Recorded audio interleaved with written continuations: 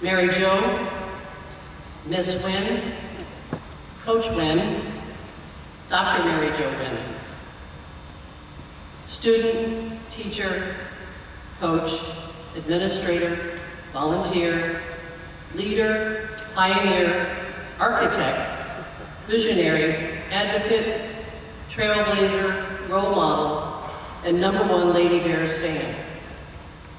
Thank you for being here to celebrate the life, leadership, and legacy of Dr. Mary Jo Wynn. We'll be hearing from many of the people Dr. Wynn worked with until her retirement. This is just a little intimidating to have her looking over my shoulder. But I know she's done that my whole life, so I feel like it's appropriate that she's right here. I hope you appreciate this. My name is Cecile Renaud, and I had the pleasure of playing volleyball for Dr. Wynn my freshman year in 1971, and then I was around her until I graduated in 1975. She really inspired me to become a coach. I was the head volleyball coach at Florida State University from 1976 till 2000, for 26 years, and then I taught in the faculty in sport management for 15 years and retired in 2015. And it's an honor to be asked to come back here for this celebration. Mary Jo Wynn was the backbone of one of the most progressive and successful women's athletic programs in the country at Missouri State, and a national pioneer for women's sports. Mary Jo Wynn grew up in Hartfield, Missouri, and first became interested in sports trying to keep up with her brothers Russell and Tom. She came to Southwest Missouri State University as a student in 1949, where she first majored in business and then changed majors to physical education. She graduated in 1953 and throughout her career then earned a master's degree and a PhD a little later. Fortunately for all of us, she returned to SMS at the right time with the right ideas. Here's a woman who was interested in playing sports but had no real opportunities. Unfortunately, Dr. Wynn was looked down upon by some other women in the community for encouraging women to play sports. That's probably the only time she ever received criticism in her entire life, but that was sticking up for us. Thankfully, she persevered and changed all of that for all of us. She started various organized teams with the support of Dr. Wayne McKinney, the chair of the physical education department. Competition in the sports of volleyball, field hockey, and tennis started in 1964-65. She coached volleyball and tennis and was then asked to serve as a women's athletic director. She continued to add more sports and find more funding. The NCAA did not sponsor national championships for women's teams in the early days, so Dr. Wynn and a few other people around the country, a few other women, got together and started what was called the AIEW, Association for Intercollegiate Athletics for Women. SMS immediately became an AIEW power, winning 18 state championships, because you had state and regionals, a little different than the NCAA. 18 state championships, 14 regional crowns, 2 national titles from 1974 to 80. Kay Hunter's 1974 softball team brought SMS its first women's national championship. Rhonda Reiner's field hockey team won the AIAW Division II national crown in 1979 and was national runner-up in 1980. Linda Dollar's volleyball squads made 10 AIAW national tournament appearances, finishing 5th in 1981, and Chick Johnson's gymnastics team placed 2nd in the nation in 1976, 3rd in 1978, and 5th in 1979. Up until 1976, women's athletics operated without really much of a budget or scholarships. The women's scholarships at that time, in 1976, were $19,000 for all the teams. That really just kind of covered books. The men's sports received $68,000. A few years later, after Dr. Wynn's work, she got them up to $50,000 and then continued to advocate, obviously, throughout her career. Beginning in the 80s, the NCAA Division I competition during Dr. Wynn's administrative tenure, SMS made 7 NCAA appearances in basketball, 4 in softball, 3 in volleyball, and SMS won 9 league tournament championships, 8 regular season Missouri Valley Conference titles. So you can see she's already got a very successful. In 1981, Dr. Wynn initiated the the SMS Women's Athletes Hall of Fame and initiated the Women's Alumni Athletes Association. In 1985, Dr. Wynn was architect of a support group for women's athletics, helping SMS lead the nation in women's basketball attendance from 1992 to 93, ranked in the top 10 for 7 years. Dr. Wynn retired in 1998 after 41 years at SMS, including a quarter century as a senior athletics administrator. Because of her hard work and dedication to female student athletes, she's received numerous honors over the years. There is a display over here, and I think it's that far right. It has all the different honors she's received. We could have a banquet that would last like 5 hours, and she would receive every award if we went through that. She has received the Outstanding Alumni Award from SMS. She was inducted into the Springfield Area Sports Hall of Fame. She's been inducted into the MSU Athletic Hall of Fame. She was named the National Association of Collegiate Women's Athletic Administrators, District 7 Administrator of the Year. She was named the Women's Basketball Coaches Association Administrator of the Year. She was inducted into the Springfield Area Sports Hall of Fame. SMS established and endowed the Jo Wynn Scholarship Fund. Missouri State renamed its top academic award for female student athletes the Dr. Jo Wynn Senior Female Scholar Athlete. Since her retirement in 1998, Missouri State has hosted the Dr. Jo Wynn Invitational Volleyball Tournament. She received the NACWA, National Association of Collegiate Women Athletic Administrators, Lifetime Achievement Award, an honor bestowed to an administrator who dedicated their career to advancing women in sport. She was inducted into the SMS Wall of Fame. The wall recognizes those faculty and staff whose members' impact on students is considered truly noteworthy. The criteria include service that has resulted in meaningful change at Missouri State, an individual known and respected by various segments of the community, continuous demonstration of character and integrity, and their impact on students. It sounds like they wrote that award for her. She received the first B. Payne Stewart Award by the Women's Intersport Network. She was the recipient of the Spirit of the Valley Award by the Missouri Valley Conference. This award honors an athlete, coach, or administrator who exemplifies the passion for the conference, strong work ethic, and a sense of humor. Dr. Wynn was the first woman inducted as a legend into the Missouri Sports Hall of Fame. And in 2015, MSU renamed the athletics academic area as the Dr. Jo Wynn Academic Achievement Center. This center provides a place for all student athletes to study, work in computer labs, and receive academic advisement. So ladies and gentlemen, you can see why we're here today, to honor the life, legacy, and leadership of our own Dr. Jo Wynn. And now let's hear from the president of Missouri State University, President Cliff Smart.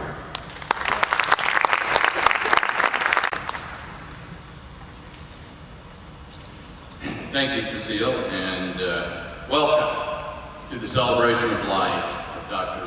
Jo Wynn. Thank you all for coming today. Special thanks to Patty Viborito, who's joining us from the Valley, as well as the mayor of Springfield, Ken McClure. This is an important event. You just heard Cecile list some of Dr. Wynn's achievements. 41 years in athletic administration at her alma mater, the first director of women's athletics, the first woman to be named a sports legend by the Missouri Sports Hall of Fame, a pioneer and trailblazer in all things women's sports at Missouri State University. But you know, more important, I think, than all the jobs and all the awards that she won was the impact she had on the lives that she touched for decades. While before she spent 41 years as a coach and administrator during that time, and then in the 20 years afterwards, she continued to make a difference, particularly in the lives of student athletes. You'll learn some of those stories today if you're unfamiliar with them. I heard, for those that attended the event last night at Ocean's Inn, there was lots of good storytelling, lots of good memories shared, and I know that will continue today during this event and during the ball game and for days and weeks to come. I think when we're done this morning, you will be glad you drove through the snow to be part of the celebration of life for one of those few people that you can say really made a difference in the lives of others. So thank you for being here. Thank you for everything you do for the university, and let's continue telling those stories.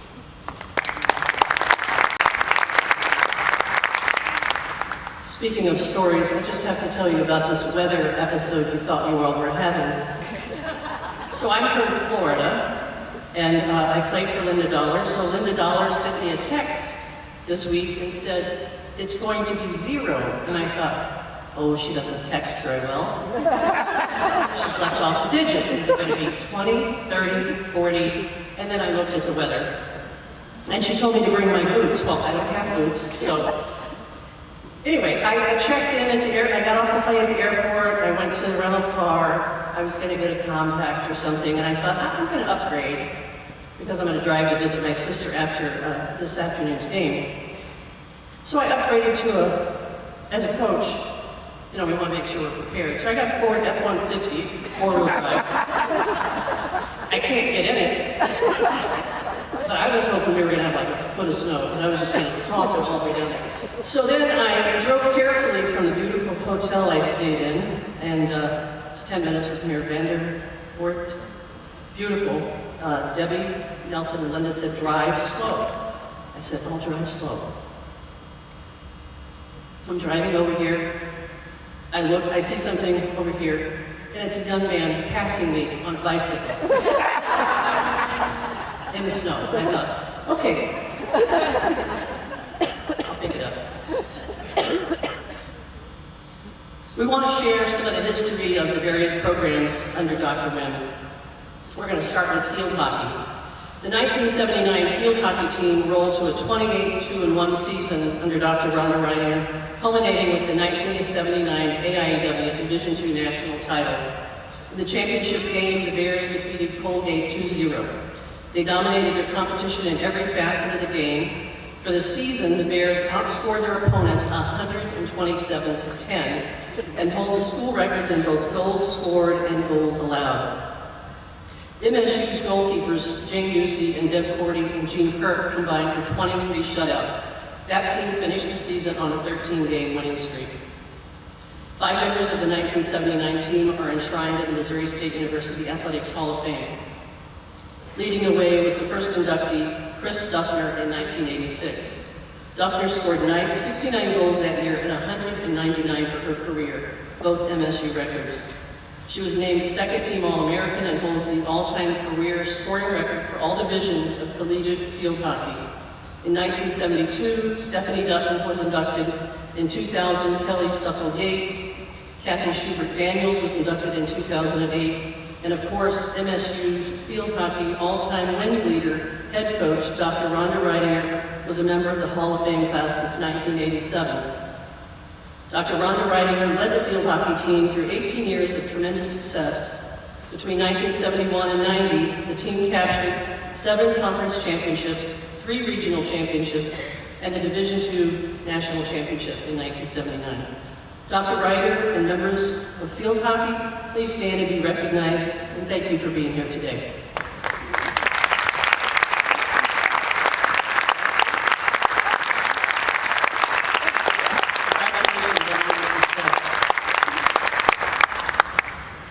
I did play 2 years of field hockey. I played left halfback. I understand they've retired that position after I left. It's pretty far out. I played 2 years. I was telling Dr. Reidinger my favorite award was my All-State award from that. It was about this high. It's a little 2x4 with a little glitter on it and 2 little pipe cleaners that looked like hockey sticks. That's just how we rolled back then, right? That was it. Next, I'd like to introduce Kyle Motes. Kyle has been the Director of Athletics since 2009. He's overseen numerous facility upgrades during his tenure, including the Dr. Mary Jo Wynn Academic Achievement Center project. Last year, MSU was a Missouri Valley Conference All-Sports champion, claiming the crown for the 5th time as a league member. This past year, Missouri State earned 5 conference championships in baseball, men's soccer, women's golf, women's swimming and diving, and volleyball. Director of Athletics, Kyle Motes. Thank you, Cecile. Thank you for the opportunity to share a few words about an extraordinary woman who, as we say, was a game changer. One of the things that always impressed me most about Dr. Wynn was her ability to connect with people. Her nephew Doug so eloquently articulated how she developed these skills at her service in January at the family-owned grocery store in Hartford. Dr. Wynn attended many MSU games after her retirement. We talked on many occasions about how the teams were doing, how she was doing. And I called her occasionally, particularly if there was a situation I thought she should be aware of or needed her input. I thought she deserved, more importantly, earned that right, since she helped build what we now have. This is not meant to be self-serving, as this day is all about Dr. Wynn. But I promise you, in the single most gratifying moments of my professional career, now and in the future, was the day we dedicated the Academic Achievement Center to Dr. Wynn. I remember very clearly discussions I had with Sophie Pierpoint, Jody Adams, and Coach Burnett, who, by the way, were instrumental in raising the funds for the center, when the ideas were being discussed about what we could do for Dr. Wynn. My immediate first thought was the Achievement Center. It was like she was whispering in my ear. It's been said time and time again that our number one priority was the success of the student athlete. The Dr. Mary Jo Wynn Achievement Center is where the magic really happens. It is the cornerstone of who we are as an athletics department. It is our responsibility to graduate student athletes and prepare them for life's challenges. The attributes we are trying to instill in our athletes are the same qualities and characteristics Dr. Wynn possessed. It was also important to me to establish a timeline of Dr. Wynn's tenure here at MSU in the Achievement Center, so incoming students would know who and why the center was named. The legacy she created should always be preserved, understood, and appreciated. To the student athletes in the audience today, especially young women, you have no idea the sacrifices that were made so you could have the opportunities you currently have. Speaking from my own experience, my daughter played every sport imaginable. She was never once denied the opportunity to compete. The opportunity and experience to watch her compete at the college level is one of my greatest joys as a father. Dr. Wynn was passionate to create those opportunities that are now commonplace. That fight was not easy. I thank her, you athletes should thank her, and we need to keep paying it forward so it's even better for the next generation. It's the right thing to do. She would like that. At this time, I'd like to introduce the Academic All-Americans in attendance today. These students were the epitome of what it was to manage being a student while excelling in their craft. The following student athletes represent the 79 Academic All-Americans we have. So they please stand. Melody Howard Elliott, women's basketball. You can clap now or clap later. Nicole Lehman, women's basketball.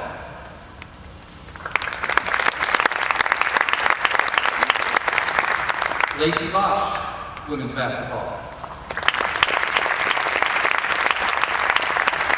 Aaron Parrish, women's track.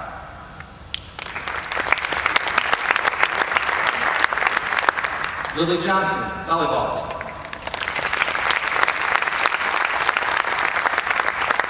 Blake Golden, men's track.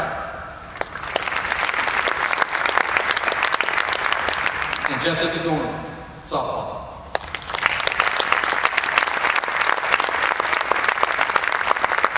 Thank you. Thank you for coming out today. We are better for having known Dr. Wynn, and Missouri State University will always be grateful for everything she has done. Thank you. And for those of you that haven't seen the Academic Achievement, it's a beautiful facility with a perfect timeline of the history and the support that Dr. Wynn gave everybody over the years. One of the early success stories in women's athletics was in the field of gymnastics. Dr. Wynn's quiet presence was deeply felt in the 70s. She was fascinated by the talent of the gymnasts and the expertise of the coaches. She wanted this team to be noticed, so she advocated for equal opportunities and was trying to build fan bases in the 70s. She was already into marketing in the 70s. Thanks to her support and the excellent coaching of the late Dr. Chick Johnson and Gloria Johnson, gymnastics rose to national prominence. The gymnastics team finished second at the 1974 AIW National Championships after winning their third straight regional title and posting a 7-1 overall record. In 1978, the Bears were once again in the national spotlight, finishing third at the national championship in a nationally televised broadcast. Olympian Colleen Casey tied for second in the all-around competition in 1978, and then won the national all-around title in 1979.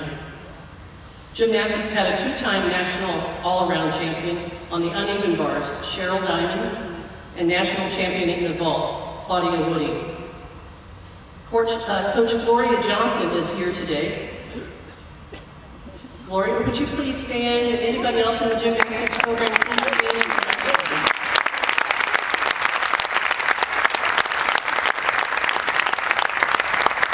Have I changed much to remember me? I used to sneak into the gym and watch you. Volleyball practiced in the East Gym, right? In the east side of the McDonald Arena, and gymnastics was on the other side, so we'd sneak out.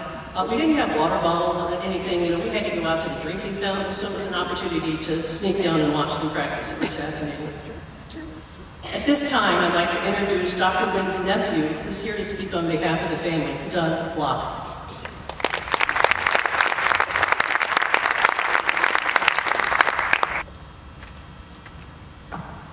Thank you very much for letting me be here today. I get to represent the family, and I appreciate that. And thank you to MSU for this ceremony that we're having today, and thanks to all of you for attending. Mary Jo was the matriarch of our family, and she was special to all of us, regardless of any of her professional accomplishments. And she had a lot of titles, as you noted a while ago. To us, she was just plain old Aunt Mary Jo, and we kind of kept her breath in that regard. I'm going to talk about the environment in which Mary Jo, where she grew up, and some of her earlier experiences that helped shape the person that we all knew her to be as she developed. Mary Jo was born on Christmas Eve, 1931. Just a few years ago. At that time, we were in the midst of the Great Depression. Before she was 10 years old, we were in the midst of World War II. That was part of the world that she grew up in. Mary Jo was the youngest of 7 children. There was an 8th one that died in infancy. His name was Samuel. There were 20 years difference spread between the oldest and the youngest of the siblings. The next youngest sibling was Russell, who was 18 months older than Mary Jo. And the next one was 12 years older than Mary Jo. Quite a spread there from the top 5 to the bottom 2. And you'll notice when you get a chance to see old family photos, you'll see the 2 older parents. You'll see 5 young adults, and you'll see 2 preschoolers. And that's Mary Jo and her brother, Russell. Now, Russell plays a big part in her work. Hartwell, which is a town located about an hour east of here, was a small town and still is a small town county seat of Rock County. It had and has a town square, and in that town square is a courthouse at the center of it. Located on that square back in the old days was Latimer's Drug Store. It was just a classic small town drug store. It had a soda fountain, and it was a place where Mary Jo liked to hang out as she was growing up. It was a place where all of us grandchildren liked to go and hang out also as we went to visit. The Wynn family house was located at the edge of town. 2 blocks in one direction was the square, and a quarter of a mile the other direction was a low water bridge over a creek. It would flood every time it rained, but that little creek always had water in it. And it was in that creek where Mary Jo learned to be a fisherman and developed a lifelong love of fishing. The family house where she grew up had a main floor, a walkout basement, There was no running water in the house until Mary Jo left the home. And so throughout her entire childhood, there was an outhouse. That's how we did it back in those days. Drinking water in her house was obtained by lowering a bucket into a well and pulling it back up. That's how they got their drinking water. Electricity was installed when she was a small child, somewhere in her early years. The old white frame house had a covered porch, and on that covered porch was a swing that welcomed all of us over the years. We certainly spent a lot of time in it. The main floor had a kitchen. It had 2 bedrooms. A large room served as the dining room and the living room. And in the middle of that large room was a wood-burning stove, and that was the only source of heat in that house. About 20 yards behind the house was a large garden and a chicken coop. And beyond the chicken coop was a pig pen. They raised most of the food that they ate back in those days. Laundry was done by hand. There was one big tub for washing, another big tub for rinsing. And there was a hand crank little thing that squeezed the water out before you hung it up on the clotheslines. That's how you had to dry clothes back in those days. You used clotheslines. You never see those anymore. Although times were tight financially because this was the Great Depression, the Wynn family was somewhat fortunate. They didn't have a lot, but they did have a little income. Grandpa Wynn, Mary Jo's father, owned a small grocery store. Now, grocery stores back in those days aren't like grocery stores today. A lot of you have kitchens that are bigger than that grocery store. It's just a small place. But it was some income, and that was enough to go along with everything else that they were able to provide. Now, I mentioned the grocery store because it's important in the development of Mary Jo. Her father had a kind spirit, and for those who had special need, he often extended credit, or he forgave debts. Mary Jo learned to be compassionate to those who were less fortunate, and she saw a lot of people who were less fortunate. Now, excuse me just a minute.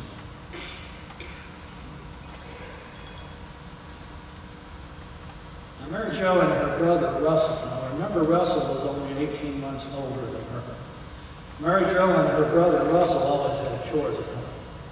The older siblings were out of the house by the time Mary Jo started school. Keeping a home going in those days required everybody to help. The heating and the cooking stove had to be supplied with wood. The laundry took a long time to do. The chickens had to be fed, the eggs collected, the hogs had to be sloughed, the garden needed tending, foods needed to be canned, meals prepared, dishes washed by hand, the house cleaned, and on and on and on. And there were only 2 kids around. In addition to their chores, Mary Jo and Russell did everything else together. They were the best of friends. As they ran the peaceful streets of Hartville, climbing trees, playing hopscotch, skipping rocks on the pond, fishing in the creek, walking to and from school. They also shared a paper route that had them walking the streets of Hartville, delivering the newspaper to each house. Now, Mary Jo and Russell also played a lot of sports. They played together, and they played in the neighborhood. And in the early years of their neighborhood games, they played baseball and basketball. And just like all of us growing up, every kind of ball that you could speak of that was available to them. And by all accounts, Mary Jo was a very good athlete, every bit as good as her slightly older brother. However, as they got old enough for organized sports, there were limited opportunities for Mary Jo. Her participation started to dwindle because the opportunities just weren't there, except in the neighborhood. Russell, however, went on to receive accolades as a high school athlete and had many opportunities. So, this kind of led to, and I know you can see this coming, out of this particular disparity, the lack of opportunity for Mary Jo, was born her lifelong quest to see that girls and women had equal opportunities to participate in athletics. It goes way back. Now, Mary Jo worked to change a culture. She did it with patience and kindness, persistence and understanding, and those really famous, soft-spoken powers of persuasion. Now, her success is the rest of the story, and you're going to hear a lot about that. Let me close here by just a couple of things. Last time I talked about these things, people asked me, and so I'm going to tell you. The old house was torn down at least 30 years ago, and a grocery store was put in its place. The old grocery store is still boarded over. You look down the hardware, you will not recognize it, but it's there. Russell, her close brother, passed away probably 15 years ago. He had a good life. He was an electrician. He moved to Nebraska. Had a good family, and so things turned out well for him. And probably appropriate, yesterday the Hartville girls team won, and they're playing in the Final Four. I saw that on the news about the girls' team going to state. I thought about Dr. Wynn and how proud she would be. And thank you for sharing the rest of the story. And we know her background now. Thank you for the family. And now we'd like to introduce Mayor Ken McClure to come forward. Good afternoon. Thank you, Cecile. On behalf of my colleague on the City Council, Councilman Richard Hollis, it is a privilege for us to represent the citizens of Springfield and the Springfield City Council as we recognize, honor, and celebrate the life of Dr. Mary Jo Wynn. On behalf of City Council, I do have a proclamation, and let me share that with you if I could. Whereas Dr. Mary Jo Wynn had a long and successful career dedicated to the success of women's athletics and the promotion of women's equality in general. This commitment is shown through her various accomplishments made throughout her career, including her service at Missouri State University's first Director of Women Athletics. And prior to this appointment, she organized internal women's athletics competitions at MSU, leading to the formation of intercollegiate volleyball and tennis teams. And whereas she played a leading role in the formation of the Association for the Intercollegiate Athletics for Women, an organization which was vital to the advancement of women's athletics. Whereas Missouri State University experienced great success during Dr. Wynn's tenure, making 7 NCAA Division I appearances in basketball, 4 in softball, and 3 in volleyball. Dr. Wynn received numerous awards and accolades for excellence and service over her long career, including Missouri State University's Outstanding Alumni Award in 1995, induction into the Springfield Area Sports Hall of Fame in 1996, and was named a Missouri Sports Legend by the Missouri Sports Hall of Fame in 2014.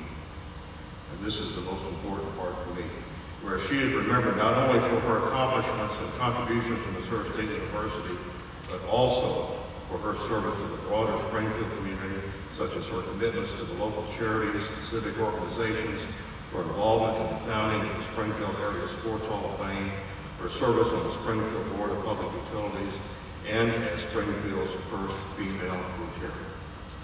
My privilege now on behalf of the City of Springfield to proclaim that today, Sunday, March 3, 2019, is Dr. Mary Jo Wynn Day in the City of Springfield. So be it.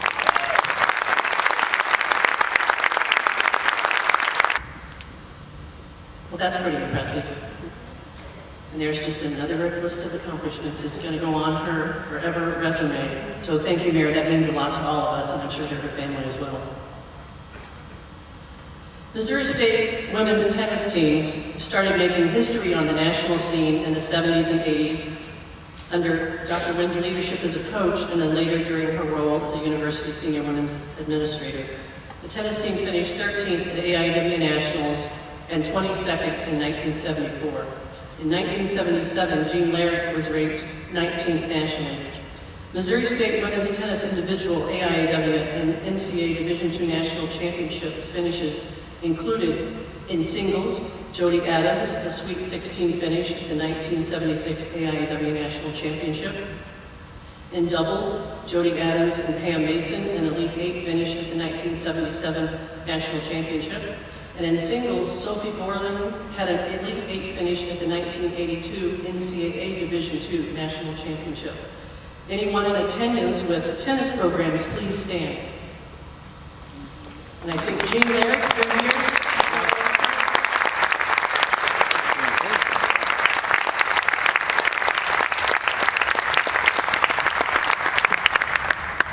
And now let me introduce Jody Adams to talk about Dr. Wynn's involvement in the community. Jody Adams was born and raised in Springfield, Missouri. After being undefeated her entire high school career at Parkview, she joined the tennis team at Southwest Missouri State. She played #1 singles on 3 teams and advanced to the AIAW Division I National Tournament. Adams was inducted into the Missouri Sports Hall of Fame in 2004. She retired in 2011 as the director of Springfield Greene County Park Board. She has received numerous professional honors, including the Missourian Award, the O. Franklin Kenworthy Award for Outstanding Leadership from Leadership Tallahassee, and the Fellow Award, the highest honor bestowed by the Missouri Park and Recreation Association. Adams has been inducted into the Missouri Sports Hall of Fame, the International Tennis Hall of Fame, and the American Academy of Parks and Recreation Administrators and Educators. Ladies and gentlemen, Jody Adams. This is an exciting day, but an emotional day again. My comments will be focused on Dr. Mary Jo Wynn's community involvement as a public official. She was the first Rotarian with the Southeast group of 1988 to 1998.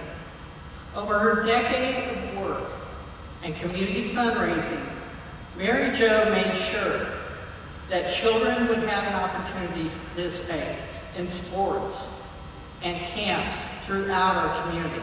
This included camps that were all held and conducted by Springfield Greene County Park Board, by the Boys and Girls Clubs, by the YMCA's of the Ozarks. Again, she understood how important it was for youth to participate. And from 1994 to 1997, Dr. Wynn served on the Board of City Utilities. As the mayor mentioned, this is an extremely important board. It's an administrative board, but not only that, it affects people's lives every day. One of the top projects that was actually executed during her time on the board was the purchase of land for the Southwest Power Plant here in the Springfield metro area.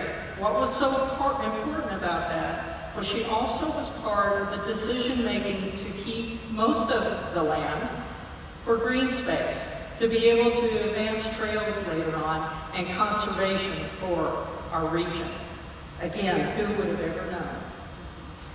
Both Dan Kenny and I, as past directors of Springfield Greene County Park Board, I can tell you, Mary Jo was one of the first people that we enlisted and recruited to serve on the 2001 and 2006 park sales tax for the county-wide development of over $100 million worth of development of facilities and opportunities for our citizens. Mary Jo was a catalyst. She was one that we knew could lead the public to understand how important this would be for our economic development, but our importance for our children and our families still today. That was Mary Jo. And then finally, I just want to reiterate, it's been said 2 or 3 times that Mary Jo was inducted in the Missouri Sports Hall of Fame. I can tell you as a board member that was in the boardroom when it was designated that she would be the first female eligible, it was of no consequence and a no-brainer. We knew Mary Jo was the one that had risen to the top to represent not only female sports, but one of the key players in men's sports. And it was very important that we would induct her as the first woman legend in the Missouri Sports Hall of Fame. One final comment. If you were here Friday, you would have been so taken back to see the encouragement that was going on with so many young people with the play days. This was all about what Dr. Wynn was about. She used to have at least 2 of those days a year. When I was coming up through parks, we would get together in planning sessions, and she would make sure that young people were able to come on campus and to experience the opportunities for sports. I want to compliment the organizations that worked together this last Friday. Missouri State Athletics, way to go. Kyle, way to lead the charge, I don't mean that, with the top coaches of your employees. I can also thank the Springfield Green County Park Board. It was so great to see the park staff here working together with Missouri State University. The Department of Kinesiology, we had numerous young students here learning about what it's about to give back to the community. And finally, Springfield Public Schools. They came forward with busing 2 schools here, but then the general public was able to integrate into the experience. That is what our community is about. That is what Mary Jo was about. Thank you all very much. What a special weekend.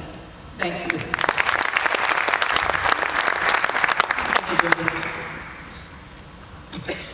Marilyn Moore came to SMS from Lebanon High School in 1958, and 4 years later she competed in every sport available, 7 of them. Current athletes, think about that practice day, seriously. Moore played on the volleyball, basketball, softball, field hockey, track, and swimming and tennis teams as the Bears competed in events called Sports Days against other Missouri colleges. She graduated in 1962 and later taught physical education at Hillcrest High School.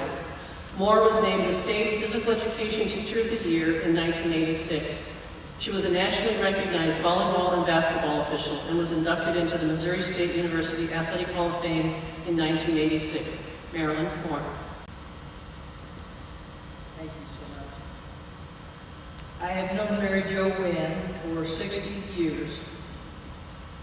She graduated from SMS in 1953 and began teaching a few years later. I arrived at Southwest Missouri State College in 1958 as a physical education major. Ms. Wynn was on the faculty then. She started sports days since women were not allowed to compete in intercollegiate sports. She would host MU, Central Missouri State, Stevens College, Central Methodist College, and Drury in a sports day. That was a Saturday-only competition. We would play against the other schools in volleyball in the morning and softball in the afternoon. It was a long, fun day and no one complained. Then 2 months later, we would travel to Orangeburg in school cars and play basketball in the morning, field hockey in the afternoon. These sports were all that we had, very limited activities. For our uniforms, we wore white bloomers that were starched, and we had a white blouse, and we sewed our numbers on our blouses for the competitions. But Mary Jo knew that we needed to experience the thrill of competition. She also coached our tennis team and was an outstanding tennis player herself. For basketball practice, that was interesting because she scrimmaged with us and was a great shooter. She could hit from beyond the three-point line before that was a rule. That was impressive. She enjoyed sharing her expertise. Later, she organized a trip to Miami Beach, Florida for the National Physical Education convention and for our PE majors to go. We drove 2 school cars and her beautiful new 1959 blue and white Ford car. She enjoyed having classy cars. She made sure the PE majors had experience beyond the classroom to prepare us for our profession and to prepare us for life. Dr. Mary Jo Wynn was a dedicated trailblazer and a person of faith. Back in the 50s, she was the youth leader for the Pythian Baptist Church.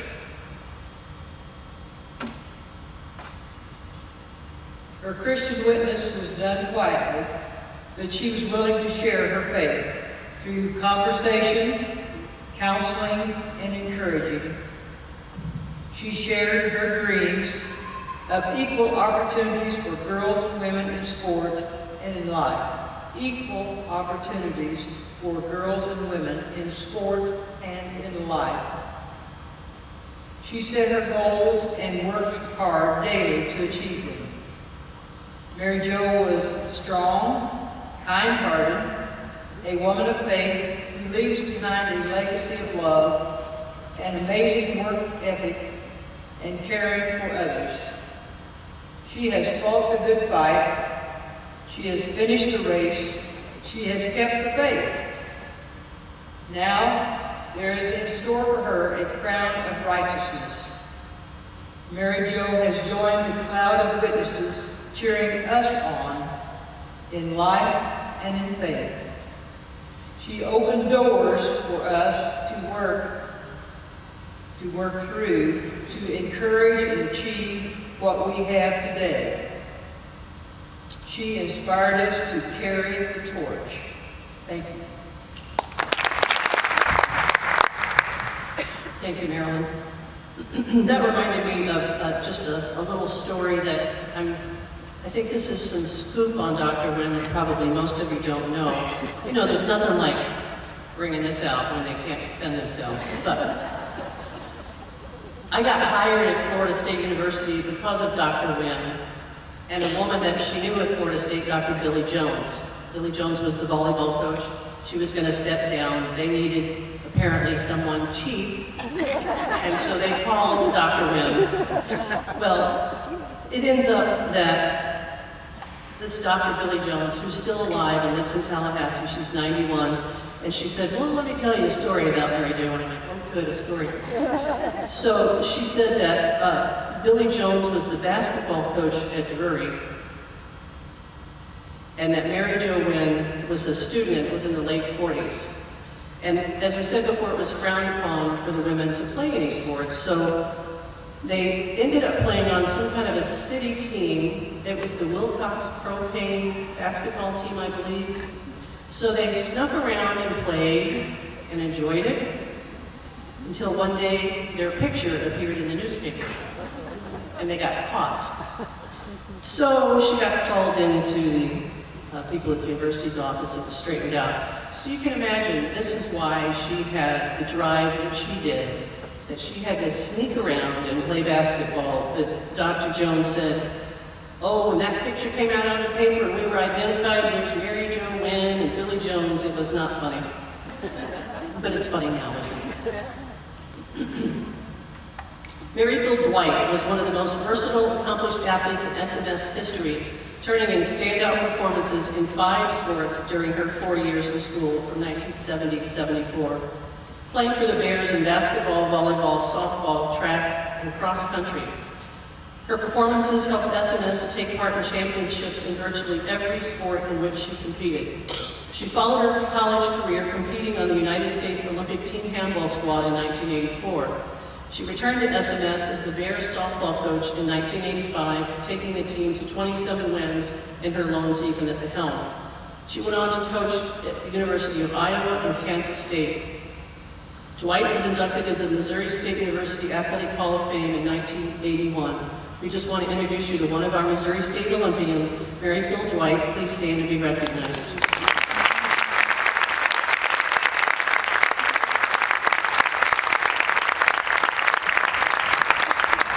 praying she could still bring it today. Not competing with her or anything. Patty DiVerito is in her 27th season as the Senior Associate Commissioner at the Missouri Valley Conference and is in her 34th year directing the Missouri Valley Football Conference as its commissioner. She has served as the tournament director of the 2001 and 2009 NCAA Women's Basketball Final Four and currently serves as the FCS Commissioner's Representative on the NCAA Division I Council. She's vice chair of the NCAA Division I Football Oversight Committee and the College Football Officiating Board of Directors. That must be some fun meetings in there, I bet, huh? Previously, she served on the NCAA Executive Committee, the NCAA Council, and the Division I Women's Basketball Committee, and was chair of the NCAA Committee for Women's Athletics and Olympic Sport Liaison Committees. In 1996, DiVerito was selected as the NACWA, National Association of Collegiate Women Athletic Administrators, Administrator of the Year. She was inducted into the Missouri Sports Hall of Fame in 2014. Thank you for being here, Patty DiVerito.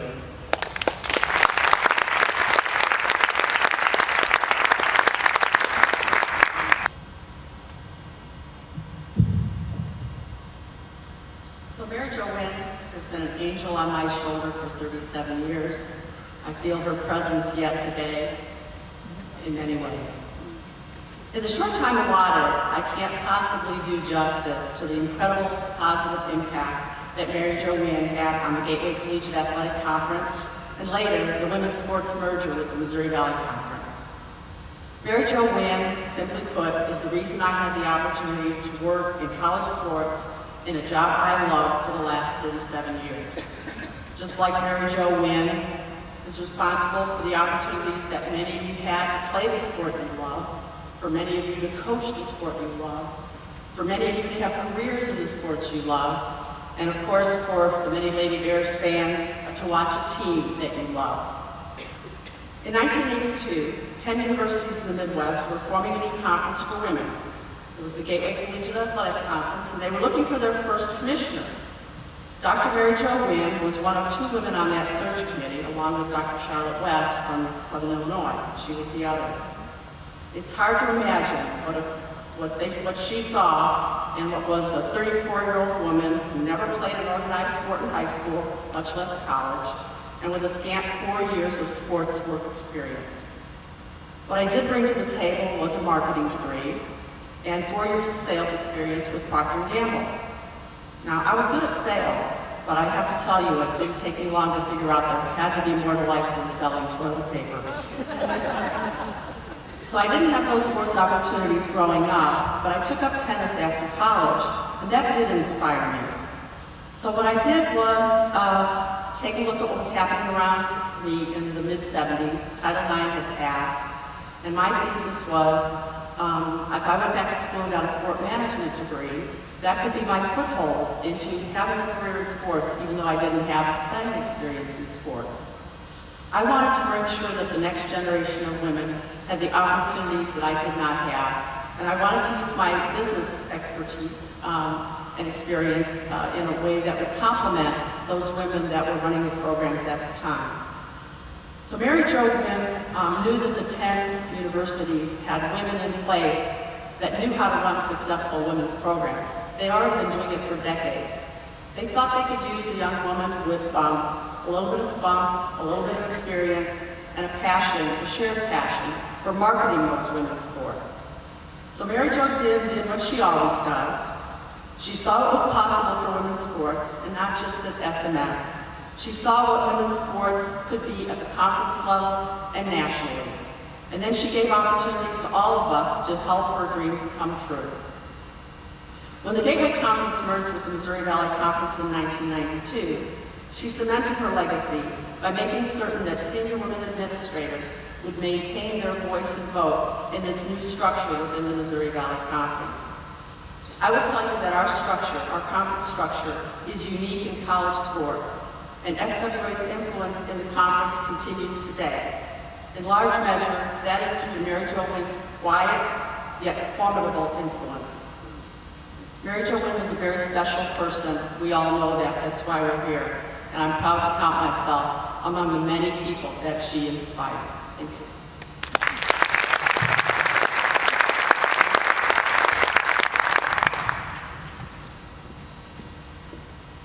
Dr. Wynn had a vision to market and promote women's athletics at Missouri State. In the early 1980s, she implemented the creation of the Fast Break Club. Dr. Wynn said when she started the group, she thought it would be limited to basketball. But after getting off to such a strong start, she used it to promote volleyball, softball, track, and other sports. This group was comprised of executives at the top of their respective fields who dedicated time, experience, and knowledge in bringing together profound ideas on how to promote women's athletics at Missouri State University. The Fast Break Club in this structure was continued through 1998 upon Dr. Wynn's retirement. The Fast Break Club ideas created a unique game day environment for Lady Bear basketball. This culminated in record-breaking crowds, which led to leading the nation in attendance. These creative strategies were sought after by universities all across the country. Attendance grew from 412 fans per game in 1984-85 to almost 8,000 in 1998. SMS led the nation in attendance in 92-93 with an average of 7,400 fans, and even better in 93-94 with 8,200 fans, which was second in the nation. Special events were orchestrated to create excitement. The classic evening banquet was the preseason introduction to the Lady Bears. Guest master ceremonies included Pat Summitt, Roy Williams, and Robin Roberts. The Fast Break Club was one of the most unique and effective support groups in America. They made a profound impact on the entire Missouri State athletic program. Will members of the Fast Break Club please stand and be recognized? We salute you and thank you for your strong support of women's sports throughout the years. Thank you very much.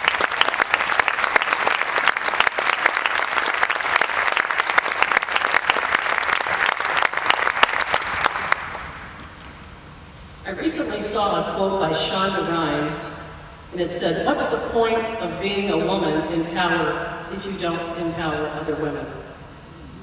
Doesn't that certainly summarize what Dr. Wynn did with everything? Bill Rowe worked at his alma mater at Missouri State University for 52 years before retiring in 2009. He served as a very successful baseball coach and business manager for 19 seasons before becoming the director of athletics in 1982. He was responsible for moving Missouri State into the NCAA Division I competition. He was instrumental in the building and/or renovating of the Forsyth Athletic Center, Plaster Field, Hammond Student Center, Hammonds Field, and JQH Arena. MSU claimed the Missouri Valley Conference All-Sports Championship 3 times during his tenure as the AD. Bill Rowe was named a Missouri Sports Legend in 2016. Mr. Rowe.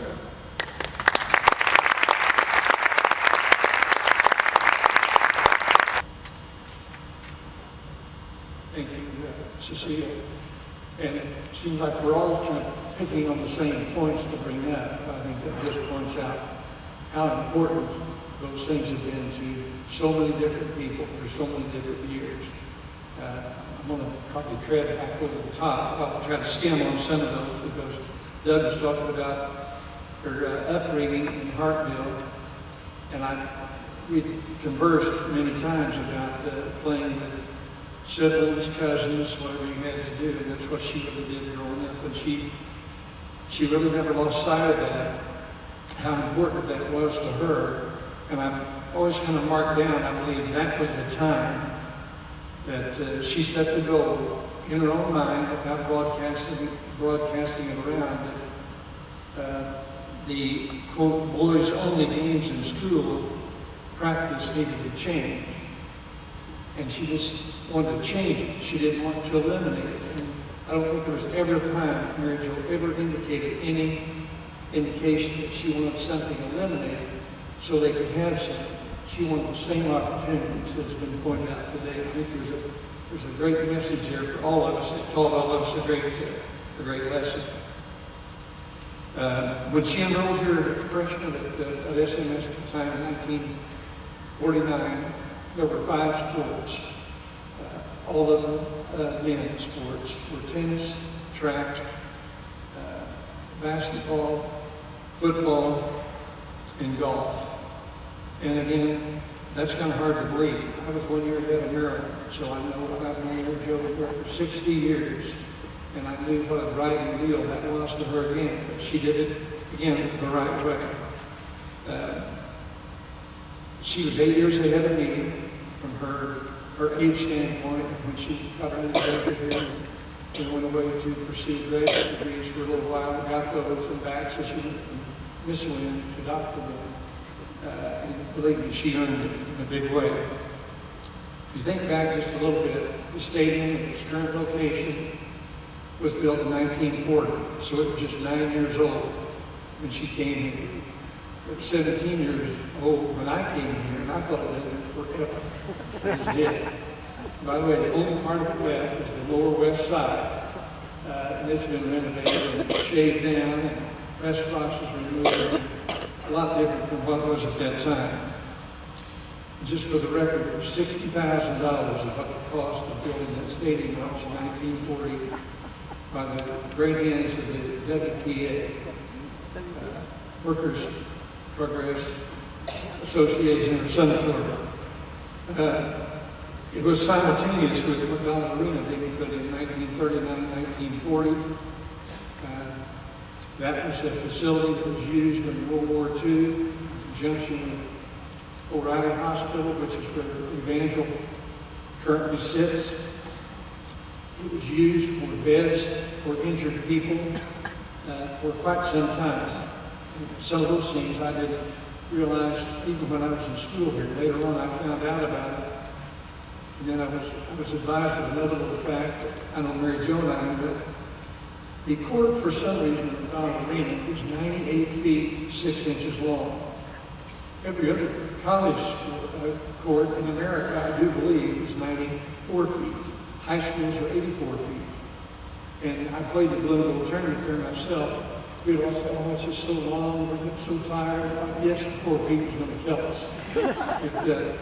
But anyway, she wanted involvement in each thing we had in McDonald Arena, same stadium, but she wanted those activities to include the women. She never backed off. At all.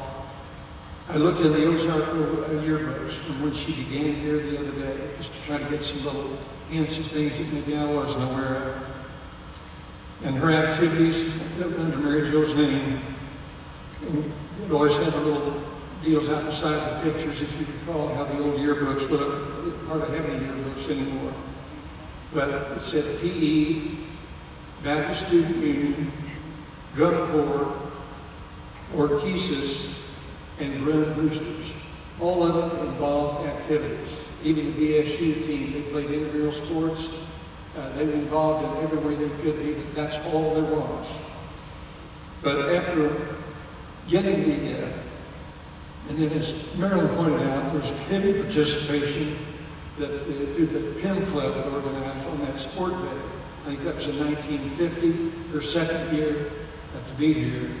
And all the activities that they had simulated getting to have competition against other people, other students. Albeit they were from Missouri, there was still competition, and it was great. But despite all the efforts, the Department of Athletics, and I knew only after this was well over with, in those days, it was really hard to get any extra funds put into the athletic program. But it's still only for men. But everything for athletics always had to be fundraised for the facilities involved if we want something extra. But by going to Wayne McKinney, she convinced him that athletics could come out of that budget because it was instruction. It would help provide, get things started, and what a key that was, because the tip of the iceberg had already occurred before that. And she really did it the right way, pursuing it, and saying, we've got to have this. We just need to have being left behind. There's opportunities for our people. At that time, we had the 24 county area that the university represented. That she did not back off. And through her persistence and leadership, she convinced Dr. McKinney that we needed to have that. And believe me, it really got things going.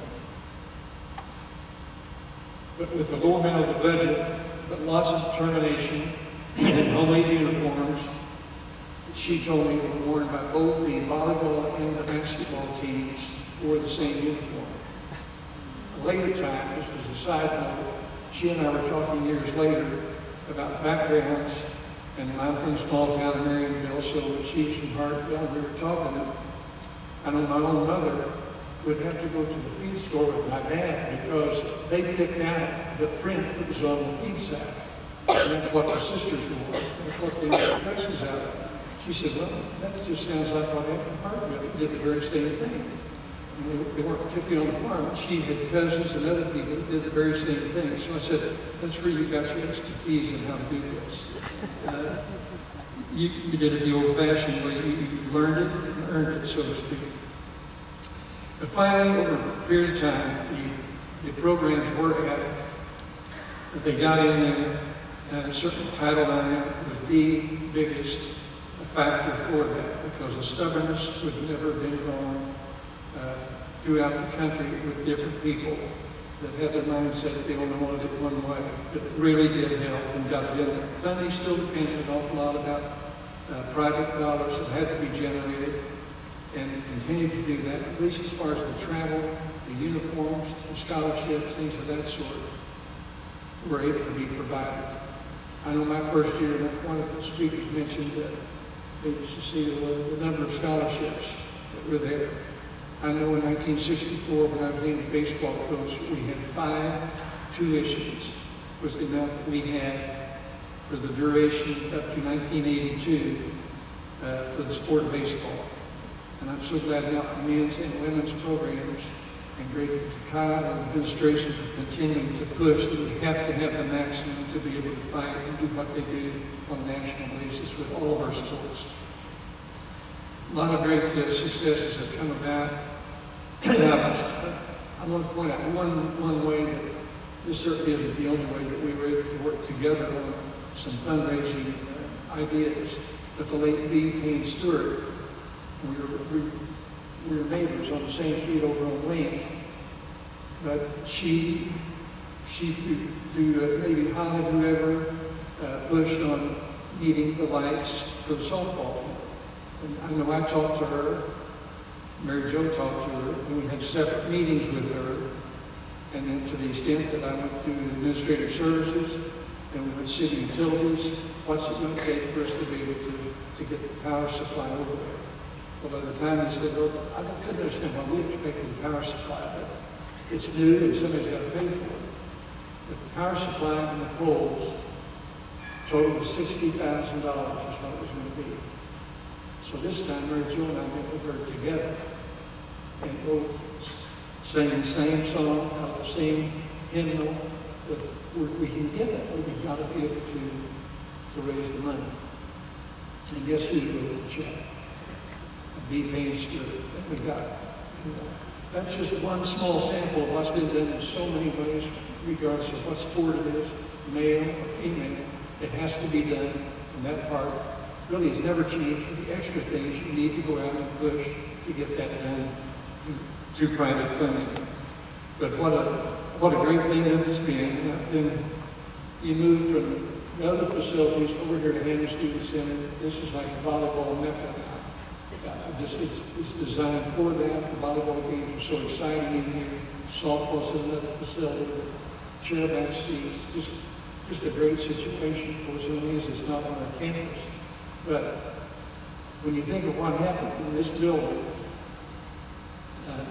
really for about a 15-year period, Coach Bennett is modest and won't be saying much about it, but we all know what it was like. And for about a 15-year period, and Patty is a proud person that can hold this banner up. In the top 10 in attendance for women's basketball, was kind of unheard of, particularly a quote mid-major school that they often like to refer to us as being. But that's hard to believe that you can actually do that. I know Coach Ford recently asked me, he said, what would the women call when they were really going to the Final Fours? I said, when those Final Fours, they're going to the NCAA tournament just about every year at that time. And I said, over 8,000. He said, you mean like every game? I said, no. And then I said, overflow sometimes, had to shut the doors down sometimes. So I looked back at the figures, and it was the way it progressed. And Cheryl's often referred to the fact that I made today that to raise these curtains that are here. They were blue at the time. I've not forgotten. They weren't black. They were blue. We were black and blue from trying to get them up. But they went up in the crowds, 2,100 on this end, 2,100 on this end. Started really filling the place up, and great players. Some of them are doing this today. I can see some of them up here that help make those things possible. And we'll always be grateful for that thing. But the key thing that followed up in the gradual pattern was I looked back at the records, and for a 7-year period, being with that second Final Four year, it's certainly been very, very similar. In 1992, the prices weren't quite the same or as high as they were. These last 7 years that I referred to, 2007, 2008, 7-year period, and women's basketball generated in ticket revenue just under $6 million. So lots of things can be proven there. But we talked about the marketing that Mary Jo really became a whiz-bang, an expert. But again, we just introduced the Fast Break Club. I know you all were there for every step of the way with her. And it took everything. It took that, it took good teams, took good coaching, took the results that we got, winning the league, winning the NCAA. But she started a small group from elementary school students. We had a special day there. And it would be Girl Scouts, church organizations, whatever it took. And I said this, I know in the interview before at her death, there are some of the things I've always remembered. And we were having the crowds kept getting better. She convinced me that we just need to let them in free. So how about we do just the students and the parents? To start with, we've got to do the other. Well, and I said, is anybody paying this money? And she said, not now, but they will. And I'll hastily add, they did. And they paid. And they proved it by the figures I just gave you a while ago. So I think, back to my original thoughts, I think she determined that when she was at Hartville that she wanted to see the opportunity come about. And I think we're all here today to say that she absolutely got it accomplished. Thank you very much. I want to tell a few stories that Linda Dollar shared with me. But first, a little background. Volleyball was the first women's sport at SMS to gain national recognition. In 1970, the team coached by Mary Jo Wynn traveled to Long Beach, California to compete in the DGWS National Tournament of 24 teams. So there was DGWS, AIAW, and then NCAA. I know we keep confusing, suppose we change our championships. Most of the powerhouse teams had never heard of Southwest Missouri State and were surprised at its 9th place finish. Since moving into Hammond Student Center in 1976, the volleyball team has amassed a 252, 76, and 2 record through the 2000 season. Linda Dollar coached the team until 1995 with a record of 758 wins in her coaching career, and she was the first coach in NCAA history to win 700 matches. And I believe the volleyball team, the program, is being inducted into the Missouri Hall of Fame later this month, so congratulations on that. As a player, Linda remembers when the volleyball team drove to that tournament in Long Beach. They went in the school station wagon and Miss Wynn's Camaro. They only took 7 players because that's all they could fit in the station wagon and the Camaro. So that's how you cited roster size. Rita Sims was here and drove the school car.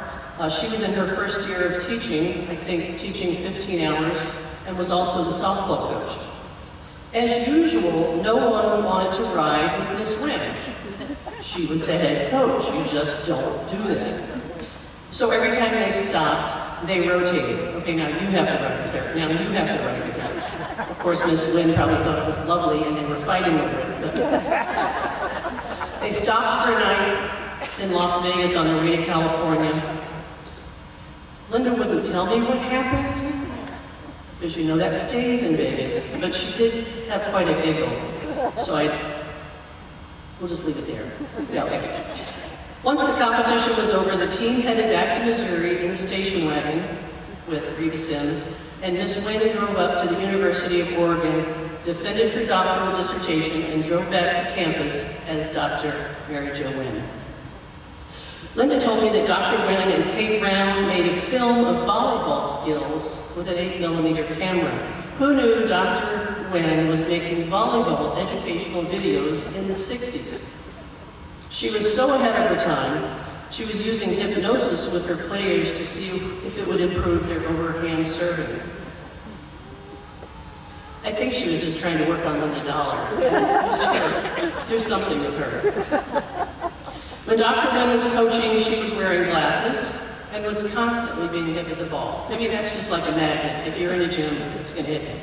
So she'd come into the timeout with the glasses completely crooked, but focused on what she was going to tell the team. Linda said the team was focused on her glasses. Just couldn't get by that. Dr. Wynn's mantra, which she taught us all to have, and I'm sure you'll know this, was in it, on it, which translates to get it, got it, good. Very few words that carry a lot of meaning. As you can imagine, as a coach, Dr. Wynn never yelled except once, and that was at that first national championship. She tried everything as a coach, and they were about to lose, so she tried yelling. They lost. So she went immediately back to her perfect coaching style. Linda said she always tried to use that same coaching style. And you know, there's something to a coach not yelling.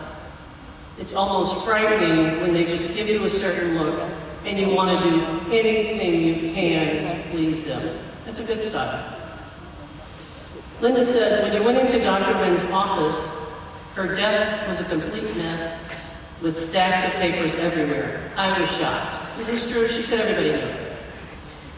To everyone's amazement, she always knew where everything was and could stick her hand into the stack of papers and pull out the correct paper, whatever she needed. So Linda, being Linda Dollar, snuck into her office one day, pulled up the papers, had a little note, stuck it in there, and it said, "When you find this piece of paper, I will take you to lunch." So one day, much later, Linda got a call to come to the office to see Dr. Wynn. She was a little nervous, but when she walked in, Dr. Wynn smiled and held up the note and said, "Where are we going to lunch?"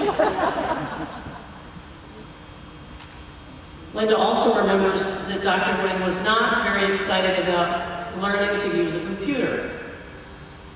So she was in her office one day and she walked around behind the desk to talk to her about something, and there it was, very clear, her computer monitor had stickies covering the entire thing. She was using it as a bulletin board herself. Linda was probably the luckiest person in the room today to have Dr. Wynn as a coach, a mentor, a colleague, an administrator, and a friend. They played golf together, they spent time fishing at Table Rock Lake, they sat close to each other at women's games. They enjoyed a very special bond for a long, long time. And now let's recognize Linda Dollar, the 1970 team members that might be here from that first, and any other volleyball staff that's here from high school.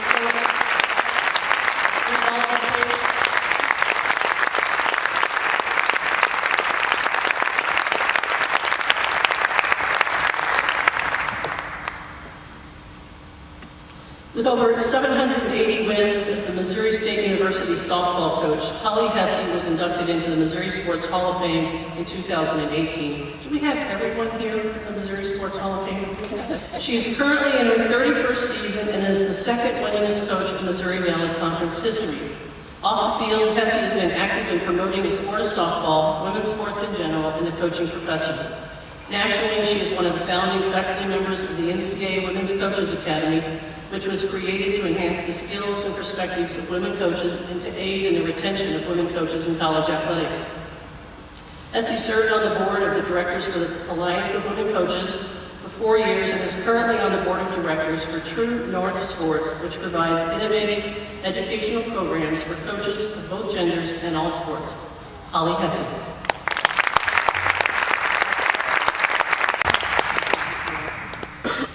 Under Dr. Wynn's guidance, the Missouri State softball program was ahead of its time when she hired Reba Sims to be the first coach in 1969 and later Kay Hunter in 1972. Under Reba, the team finished in the top 3 nationally from 1969 to 1971. The program had continued national success under Kay from 1973 to 1982, which included 6 top 10 finishes and was highlighted by winning the AIAW National Championship in 1974.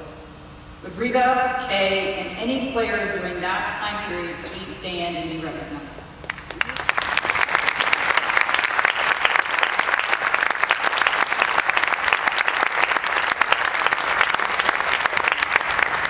It's funny, you look like the same people that were recognized for the volleyball. In Dr. Wynn's final 3 years as Senior Associate Director of Athletics, the MSU softball program had the Valley's first three-peat from 1996, 1997, and 1998. And if there are any former players from those 3 teams, please also stand and be recognized.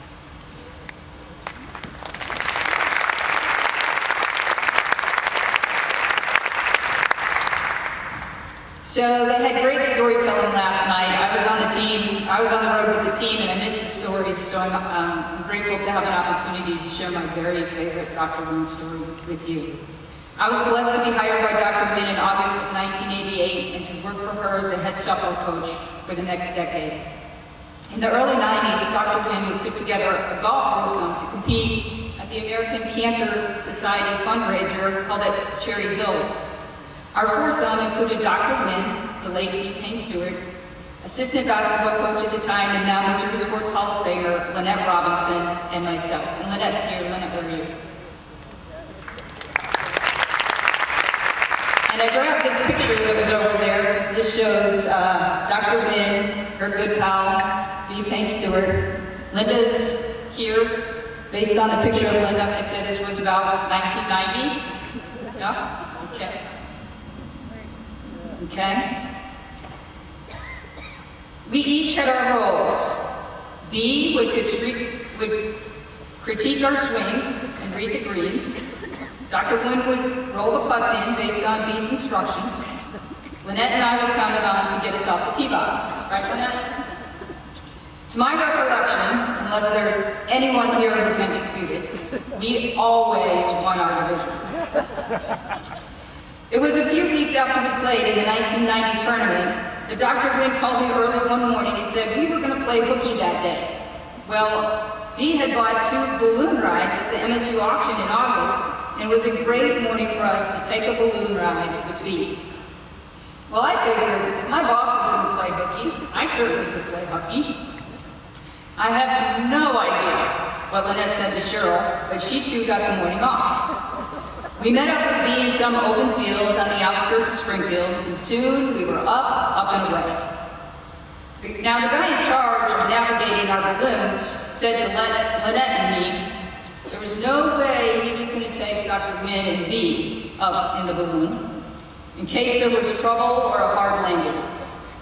Well, he figured either Lynette and I, being 30 years younger, we could survive such an event, or we were just the more dispensable ones in the group. Well, fortunately, we all landed safely, and upon our return to the ground, we said it was tradition to kneel down and kiss the ground.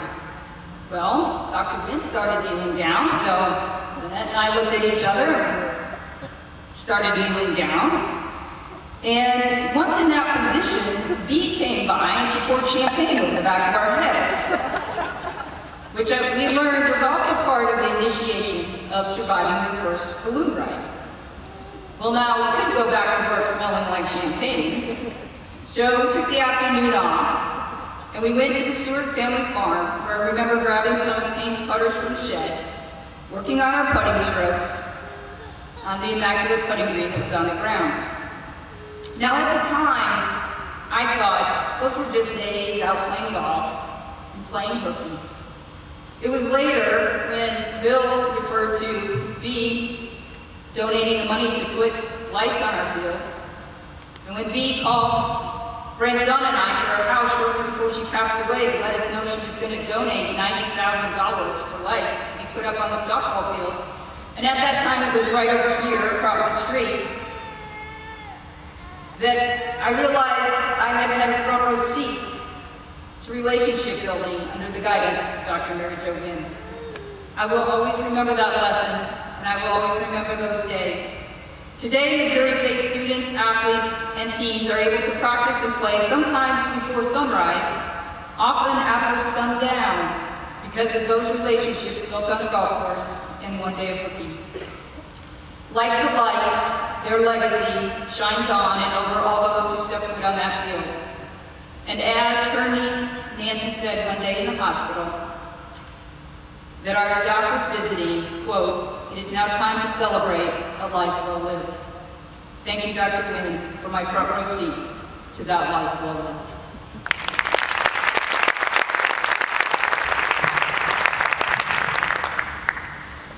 Thank you, Holly. Cheryl Burnett was the head coach of the Southwest Missouri State University women's basketball team from 1987 to 2002. Her teams won 319 games and 9 Missouri Valley Conference championships during that time.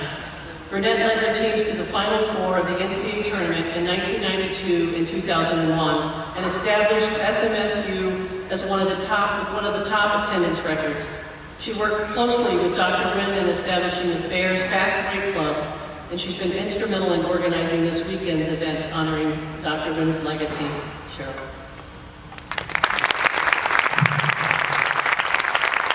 Okay, we're going to have a big game today, and it's senior day, and I had the privilege of speaking at the actual funeral, so I'm going to be a bit abbreviated if that's okay. Kind of a nice feeling in this building, isn't it? I think there was a snowy day many years ago that we had 8,000 people show up. And I think that Dr. Wynn today, the really appropriate thing might be to do would be to put the baskets on each end, forego all my comments. And I think any of the women's basketball players, in fact, anybody that ever played basketball here, please stand up proudly. Anybody that ever played basketball, or any coach, please stand up proudly. Thank you. Now, here's the Dr. Wynn part and abbreviated comments. All the women's basketball players that just stood, because we want Mary Phil and we want Sam. And I think we just need to take on volleyball, field hockey, and softball and just start playing and competing against each other, right? But we want Mary Phil and we want Sam on our team. You know, there's no question that it just does happen to be March. March is not only March Madness, but it's also Women in History Month. And I cannot tell you as a kid, basketball coach and professional, what this group of women in this room who preceded our sport at my time, that were examples to me professionally, not only Dr. Wynn, but all the rest of the coaches. I'll never forget in high school at Centrae, Missouri, where I heard about the softball national championship at Southwest Missouri State, and boy, did I think that was the coolest thing in the world. And then I was a young coach here and was learning about field hockey and really looked at Rhonda Reidinger and tried to set the example of what kind of championships were already here. And then I had the opportunity not only to follow Dr. Wynn around and watch her magic, but I got to go in rooms once a week, once a month at the Fast Break Club, and those professional women and men, and how they dreamed, how they shared with Dr. Wynn visions of grandeur, how they conducted a meeting, how they spoke, and I was just in awe. So with the Fast Break Club, with the women coaches and men coaches before us, we tried to make a dream come true, and it really did come true. So Dr. Wynn was from the humble walks of life, but had a very strong conviction. Keen, shrewd, smart, had a quick perception, was so motivated. You know what I just love? As I have learned more about Dr. Wynn, if that was possible, the woman never said a bad word about anybody. while the rest of us were griping and moaning and complaining, she'd just smile and say, well, that's not working, let's just try a different way. And now I would like for all of us just to think about, let's just do what Dr. Wynn would do.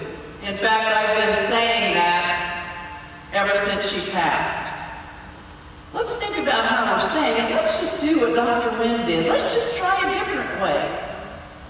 One day, JQH will be filled again.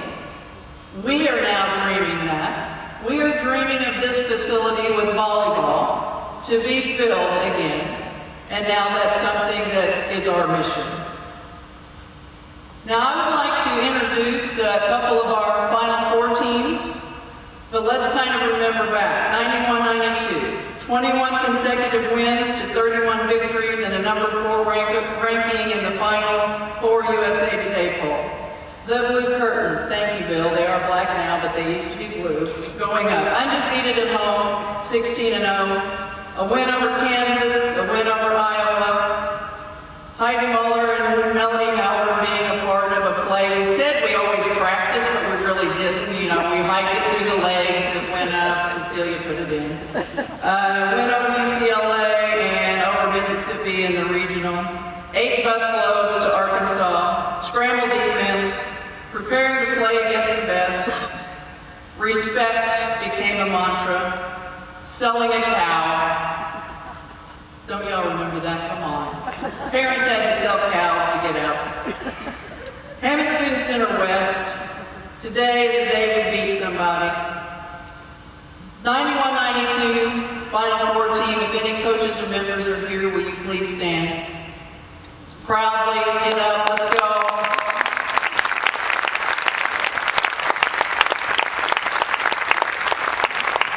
Final Four 2001, a team of destiny. Put it this way, the team's jersey numbers added up to 314, which was the area code in St. Louis where the Final Four was, come on. Became the code to the locker room. It was a season of national scoring records.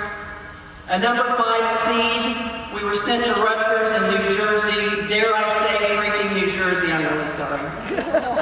Nonetheless, it was a mad cross-country march to St. Louis, where we beat Toledo, where a very high-scoring player that we had by the name of Jackie Stiles got hit in the noggin, was out for the rest of the game, and Tara Mitchum ended up scoring 40.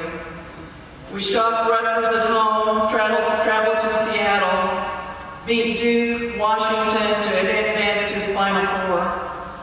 29 wins, second in the program history only to the 92 team. With that, 2001, any members, coaches, please stand up and be recognized. And I know a lot of kids got snowed out. Thank you. And now, today at halftime, and I know I need to get done here so we can get over there to the big game. We are playing for a conference championship. Isn't it ironic? We are here in Hammond Student Center to honor Dr. Mary Jo Wynn, and shortly after this, we're playing a conference championship in JQH against Drake at home for the Lady Bears to hopefully win a conference championship, so we're going to have to get over there really quickly. But I do want to remind everybody there will be a retired jersey at halftime. Kyle, the university, thank you so much for doing this today and for honoring Dr. Wynn at halftime today. Those couple of retired jerseys, Jeanette Tendai was the first All-Gateway Conference pick, winning first team All-League honors her sophomore and junior seasons. Finishing her career as a Lady Bears at that time all-time leading scorer and third leading rebounder, first player to have her jersey retired, Jeanette Tendai. Thank you for being here, Jeanette. You know, we talk a lot about fan bases. Melody Howard Elliott, she was the first time women's basketball in this era made not the front page of the sports, but the front page of the newspaper. And I'll never forget as a freshman looking out in Hammond Student Center, and I don't really look out, but I'm thinking, it's really blue in here. And then I realized all the Marshfield people hadn't taken their jackets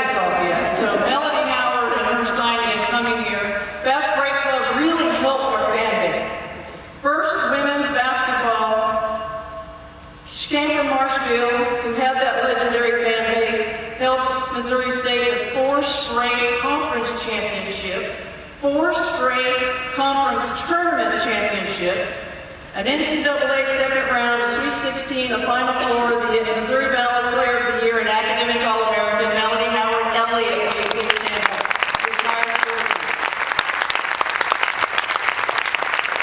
And the other retired jersey that'll be there along with Dr. Mary Jo Wynn, of course, you know that I love desperately.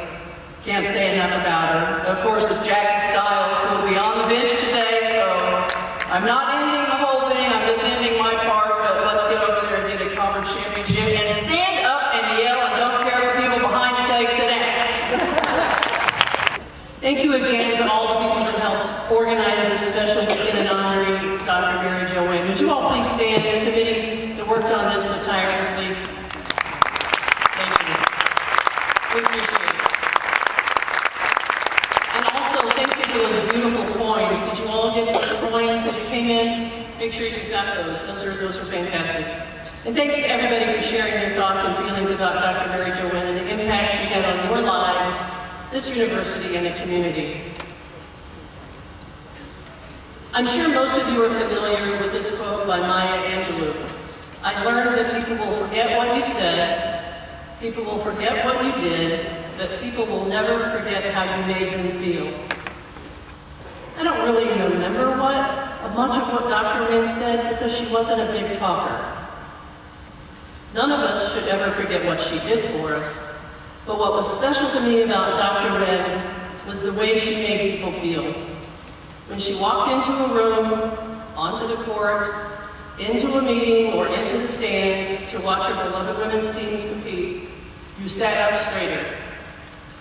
You were on your best behavior because Dr. Wynn was there. You participated in meetings, but when Dr. Wynn spoke up, everyone leaned forward and listened carefully because you knew that what she said was going to make a difference. It was going to be well thought out and meaningful. Dr. Wynn had that type of quiet influence on all of us. She was graceful, polite, respectful of everyone, and one of the pillars that made Missouri State University and this athletic department great. A legacy is when you are grounded in offering yourself and making a meaningful, lasting, energizing contribution to humanity by serving a cause greater than your own. Dr. Wynn, we thank you for sharing your life and legacy with all of us. We'll do our best to carry it forward. Thank you.